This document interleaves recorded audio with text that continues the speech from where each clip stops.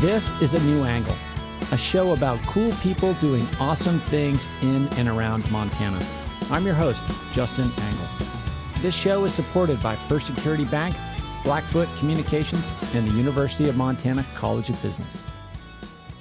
Hey folks, welcome back, and thanks for tuning in. Today's guest is Rowena He, Associate Professor of History at the Chinese University of Hong Kong, and currently a fellow at the National Humanities Center. She is an expert on contemporary Chinese history and the deadly 1989 Tiananmen Square protests. It's one of the most taboo subjects in China today. The Tiananmen mothers are still not allowed to openly mourn their children, and schools does not teach it. Professor He's writing and commentary appear regularly in the popular press, and she will be joining the University of Montana community on April 13th as part of the President's Lecture Series. Professor He, thanks for coming on the show today. Yeah, thank you for having me, Justin. So tell us, where did you grow up and what did your parents do? I was born in China, and actually during the Cultural Revolution, during Mao's Cultural Revolution, my father is a physician, a medical doctor, and my mom is an opera singer. But during those days, it really doesn't matter what you did and who you were. They were just sent to the rural area, in the mountain areas. But actually, I grew up with my grandmother in the city when my parents were sent away in the mountains. Yeah, so for a listener not familiar with China, describe your childhood. You said you grew up with your grandmother in the city. How large of a city? What was kind of the cultural moment that you were raised in? I grew up in Canton, not far away from Hong Kong. That's why I speak Cantonese. But my school education is in Mandarin. In those days, it's not unusual for kids to have parents being sent away because of Mao's Cultural Revolution. And I'm not a psychiatrist or psychologist, but I think that kind of upbringing collectively for that generation would definitely have some impact on the society as well. And so describe your path into an academic career in your graduate studies at the University of Toronto. How did you decide to become a scholar? The year 1989, I think, changed my life and the life trajectories of many of those in my generation. You know, in spring 1989, millions of Chinese took to the street calling for political reform, and the peaceful demonstrations across the country, not just Tiananmen Square. I think that's what the general public's impression was. Ended on June 4th with the People's Liberation Army firing unarmed civilians under the gaze of the entire world. Over 200,000 army soldiers were deployed, equipped with AK-47s and tanks. I was in Guangzhou at that time, far away from Beijing, but because we were still able to access Hong Kong TV, we were able to watch what's happening in the capital city of Beijing. And I think that changed my life, and then, as I mentioned earlier, the life of many of those in my generation. I mean, I was born in Mao's Cultural Revolution and grew up in Deng Xiaoping's reform era. We were told that our country was opening up and having reforms, and we had these ideals about having a better future. We were told that it's our responsibility to sacrifice for a better China, for the people, for the nation, and we saw that as our historical mission. And when we took to the street, doing exactly what we were taught, we were punished by that very system that instilled those values. And for the exiles, they were abandoned by the land that they sacrificed themselves for. I left China, to get back to your question. Like, I was very successful in the business world in the 1990s after Tiananmen, when Deng Xiaoping had this policy, you know, as you can make money any way you want as long as you don't talk about politics and don't touch politics. I, just like everyone else, I survived, and I was very successful in the financial field. But that morning of the massacre, to have my peers being shot and killed, you know, that shadow of that morning could never, get out of my mind. I still remember on the morning of June 5th, when I returned to my campus, and I was wearing the black band, you know, the Chinese cultural way of mourning. My teacher came over and he said that, I think out of the best intention, he said, if you don't take that off, no one can protect you from now on. I tried to hold back my tears, and I removed the black armband. The only choice we had was to keep my mouth shut or go to jail. So I think in 1989, we learned to lie in order to survive. So to jump back to the post 89 era, um, I think that shadow of the June 4th morning follow us. And when there's a chance to, I didn't even know how to apply for schools in those days. So I just gave up the opportunity until after I was a very successful for business person. And then Canada had this immigration policy, so I was able to immigrant to Canada. So exactly 25 years ago, actually in March, I I carried two suitcases and I boarded a plane to Canada from Hong Kong, and I landed. I'd never been to Canada or anywhere else. And people were telling me that you should take an MBA because of your business background. But somehow I just decided now that I'm in freedom, I really wanted to do something that I had been longing to do in freedom. So I decided to not to take MBA, but instead to take up the topic of Tiananmen, that's so close to my heart. And of course, at that time, no one would have told you that, oh, Rowena, you're going to write a book or teach a course or become an academia at that time. I think it's just very, a young woman in a free country, finally you had the chance to do what you want to do, and that's my natural response. I wanted to do this, and at that time I cannot articulate this way. I don't, I think now in retrospect, I think that I want to keep the silence voices heard. I want to find out the truth, the historical, preserve the historical memory that has been taboo by the government of Beijing. Yeah. And so in mainland China during those 30 years and maybe even to today, like the history of the massacre was sort of erased, right? Students didn't learn about it. People did not speak of it. It was just erased from the consciousness of the country. It's one of the most taboo subjects in China today. The Tiananmen mothers are still not allowed to openly mourn their children, and schools does not teach it, and you cannot openly talk about it, and exiles are not allowed to return home even for their parents' funeral. And of course, scholars are regularly banned from going to China for studying the topic. And as you mentioned, exactly as you mentioned, that is erased. It's not just taboo, it's a erased history or twisted. They created this narrative that is a counter-revolutionary riot, is a Western conspiracy trying to divide China. But as you know, Justin, that well, you can twist history, you can erase history, but that manipulation and twisting is followed by twistings of all kinds, psychological, political, and social. I remember in those days, people used to ask me, Rowena, what has that to do with us? We need to bring food to the table. And then the politicians would tell me that I want to support these ideals as well, but now people are very realistic. We need the votes. And I understand all of this. And of course, like we all want a good life for our loved ones, right? Want to be successful. And at the time, I remember my answer was, we in this global village, if the plane is being hijacked, it really doesn't matter if you got a business class or I got a window seat. We will end up in the same place. And I remember in those days, people often asked me, Rowena, can you give me a concrete example? And at that time, I said, well, I'm not sure if I have one now, but maybe later you will see one. So you saw that in COVID.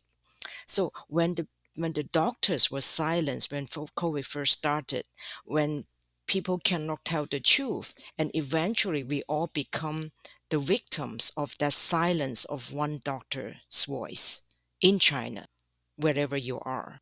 For you, you leave your homeland, you go to a university where you were free to study and think and express the things you are interested in and passionate about and learning about.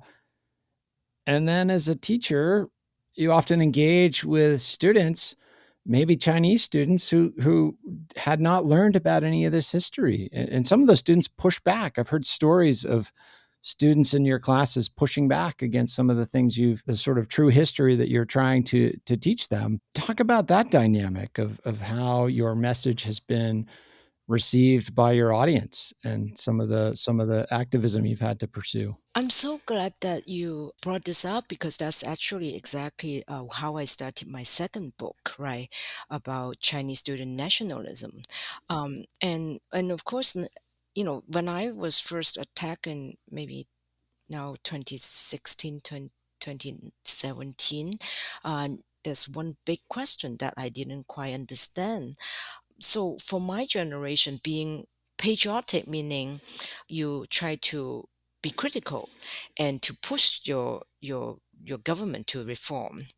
And what happened to the post Tiananmen generation who tend not to distinguish between the regime and the nation and the people and the culture, and rejected any serious criticism of a government as if you are betraying the country? That's my intellectual question that I was trying to adjust when it first happened to me. And that's also the layer of the second layer of the betrayal of loyalty, right? Because you were not just facing the state power. And by the way, when you mentioned that I could teach, I could research, I could write in freedom. Yes, I was in freedom, but you are not free because you will constantly be worrying about your loved ones in China, and the repercussions, and what would be the consequence. And even if you are American or foreign academic, you would worry about losing the chance to return to China to do your field work, or you would not be able to join your colleagues to attend academic conferences. I don't see myself as activism. I still see myself as a public intellectual. I think that what I have been trying to do is to preserve the historical truth and to document historical memory. But even for something so modest, it would be perceived as radical. Living in freedom but not never feeling free, that fear has never stopped. And then the second layer, facing the younger generation, who that I thought that I was, and not just me, right? So many of those of us, all of a sudden we have to face this accusation that you are betraying your country. And as early as the 1980s, I think, again, my generation grew up, the Tiananmen generation, we were influenced by that idea put forward by a well-known journalist, Liu Binyan, the second kind of loyalty. So he's asking the question, can a loyal citizen be critical of a government? Should this also be considered as loyalty and patriotism? Right. So I think that the betrayal of loyalty, I think we have always been loyal to those ideals of liberty and freedom. And that's what we are loyal to. And the Communist Party came into power promising the people the Chinese Revolution was about those ideals and values too. But when the revolution became the regime, became those in power, they turn against those people who try to push them to uphold those values.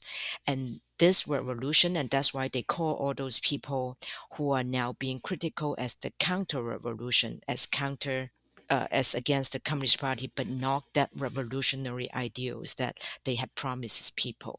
We'll be back to our conversation with Rowena He after this short break. A New Angle is supported by First Security Bank, Blackfoot Communications, and UM's College of Business. Access to capital, broadband, and education are three ingredients any community needs for success.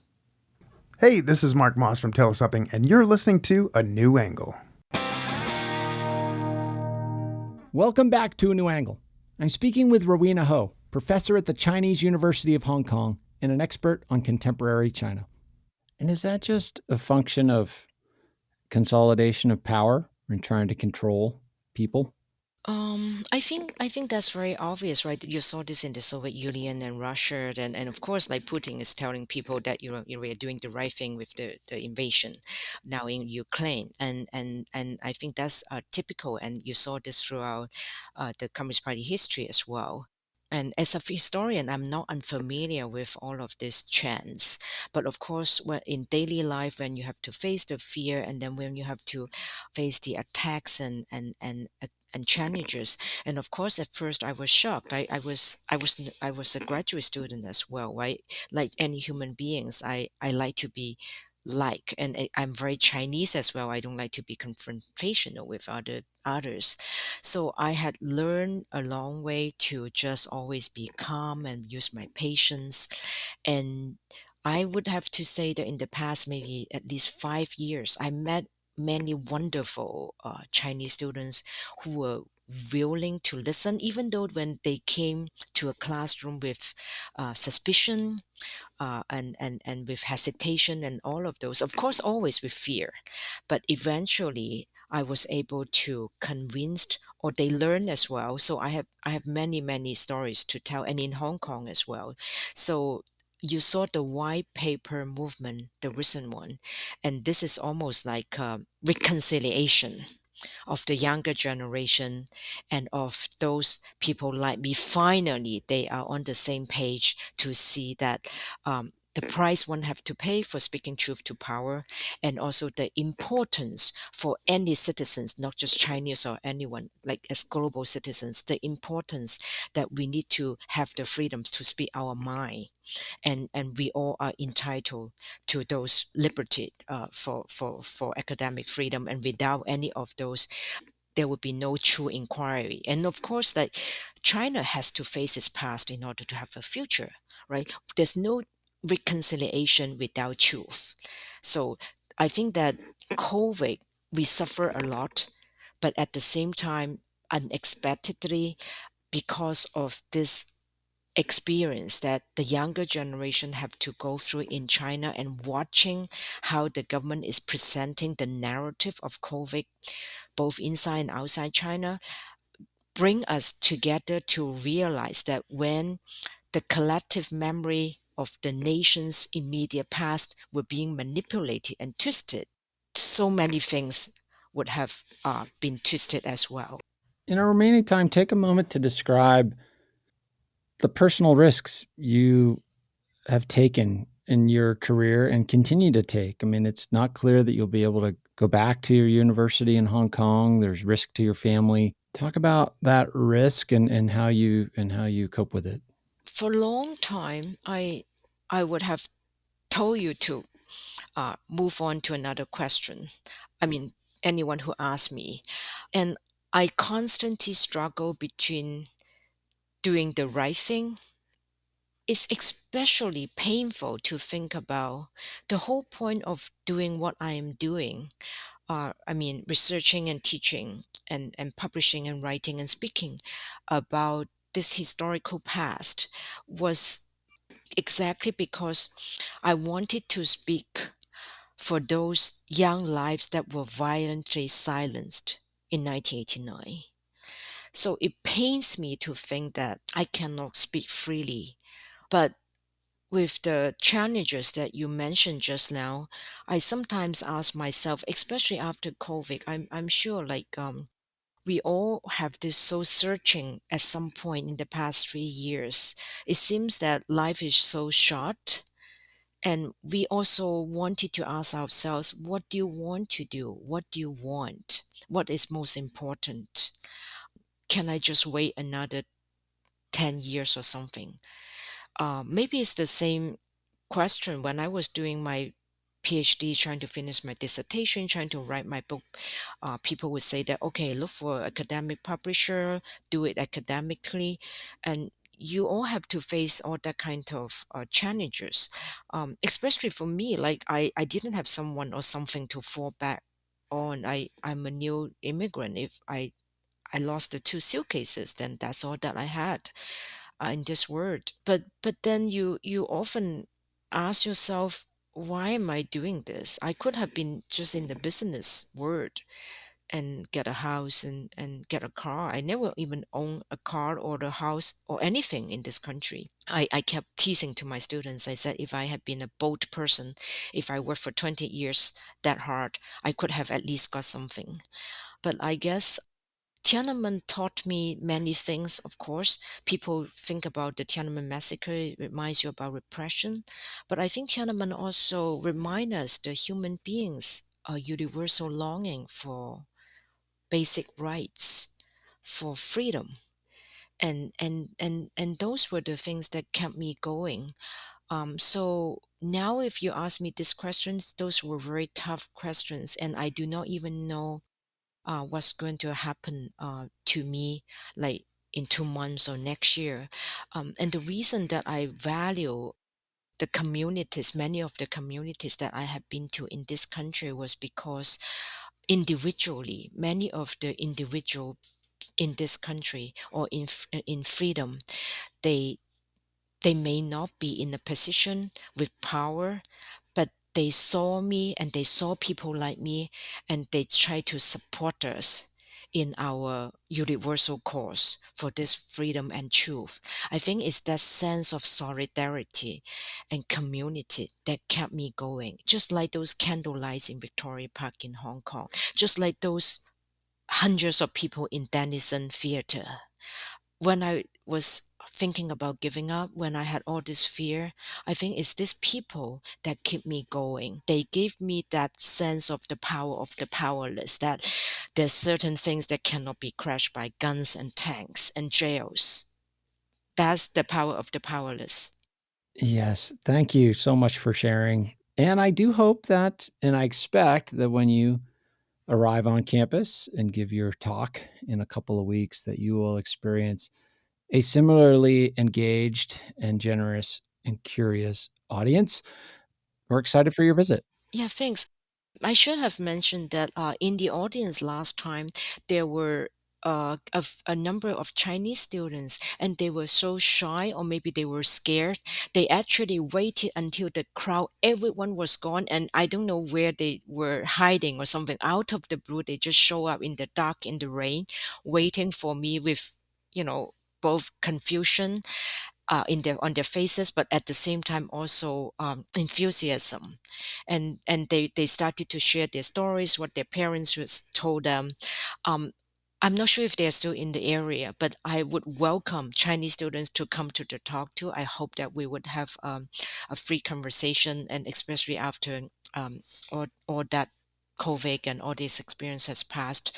Um, I think one thing I learned is that only when there's a discourse, then we can, I think that this country maybe can learn that too, like only when we have a discourse we would be able to have a future. And if we just radicalize and silence each other and brutalize each other, then without dialogue and conversations we cannot move forward.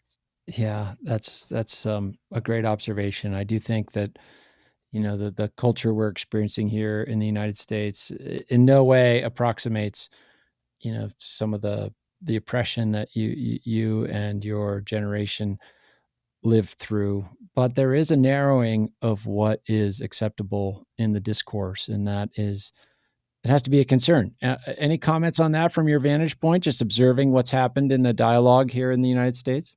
When I left, the US was not like this. Let's put Yeah. it this way. I returned, I felt that this is a different country. I saw the tension starting, but I started to feel that this is also global, because in Hong Kong, I saw this radicalized, the different groups were radicalizing and brutalizing each other, and people were so tempted to just shut down the dialogue, the platform.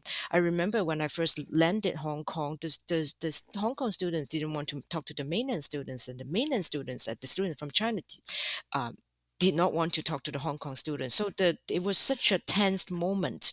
And that's why I said that I don't care what happened outside my classroom, but if you cannot even communicate and talk to each other, like what can we do? This is an academic institute. So I came back, I was kind of wondering what, it's just 3 years. I feel that I returned to a different country.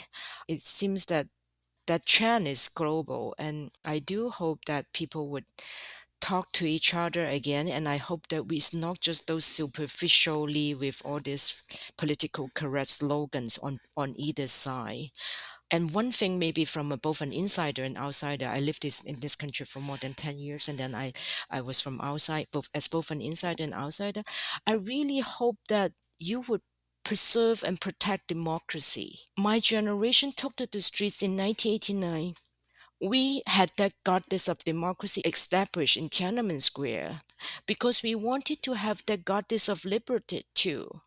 We wanted to have all those values you have to, and we have used generation after generation at the price of freedom and lives and tears and blood, and we still do not get it. And it pains my heart that now, if you cannot protect this and preserve this, and even letting some forces to destroy it. I hope that the United States of America would unite and protect that values that was a major part of the dreams of my generation. And I hope that I would feel that I would have a country and a place and a land to return to if I cannot return to mine. That's very well said and deeply appreciated. Thank you. We are excited for your visit. The name of your talk is The Betrayal of Loyalty from Tiananmen to Hong Kong. It will occur on April 13th at 7:30 in the University Center Ballroom. For more information, visit umt.edu/president. Rowena, thank you so much for joining me today and sharing your values, your vision, and your expertise with our listeners. Honored to speak with you today and excited for you to engage with the Montana community in a couple of weeks. Yeah, thank you so much, Justin, for the time and giving me this opportunity to speak out again after such a long time. And I look forward to seeing the cows in Montana. We got plenty of those.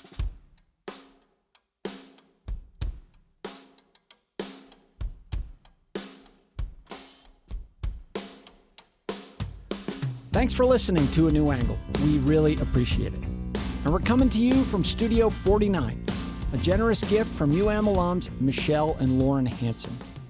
A New Angle is presented by First Security Bank, Blackfoot Communications, and the University of Montana College of Business, with additional support from Consolidated Electrical Distributors, Drum Coffee, and Montana Public Radio.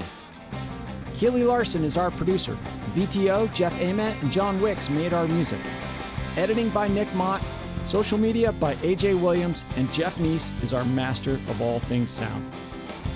Thanks a lot, and see you next time.